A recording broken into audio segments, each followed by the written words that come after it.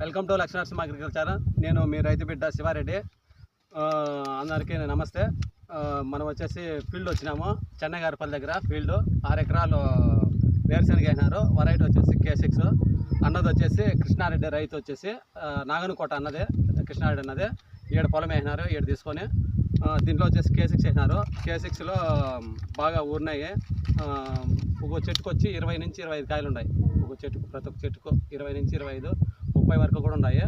ఇది వాళ్ళు ఎట్లా చేసినారంటే మధ్యలో బెడ్ తోలినారు, సాలు ఎగదోలి దాంట్లో ఆడవాళ్ళ దగ్గర పూడిపించినారు అనమాట. ఇత్తనాలు పూడిపించింటే బాగా అయింది పంట. దీనికి స్ప్రేయింగ్కి మన దగ్గరకు వచ్చినారు.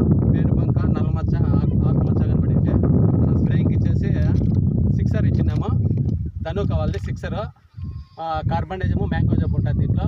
ఇది రీవా ల్యాండా, టాటా వాళ్ళది ల్యాండా. బ్రిగ్జిల్ ప్లస్ వాళ్ళకి ఉంది, బ్రిగ్జిల్ ప్లస్ బెంజెట్. ఈ 4 కలిపి కాంబినేషన్ తెచ్చినాము. బాగా క్లియర్ అయింది. పురుగు కానీ, దోమ కానీ, మచ్చ కానీ అన్ని కంట్రోల్ అయినాయి.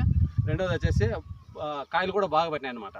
ఒక 25 నుంచి 30 కాయల వరకు ఉన్నాయి. 20 నుంచి స్టార్టింగ్ బాగా పట్టినాయి. ప్రతి ఒక్కరు ఒక 2-3 సార్లు స్ప్రేయింగ్ చేసుకోవాల్సి వస్తుంది. వేరుశనగకి 2-3 సార్లు కంపల్సరీగా ఒక 10-20 రోజుల వ్యవధిలో 3 సార్లు చేసుకున్నామంటే బాగా కంట్రోల్ అవుతుంది.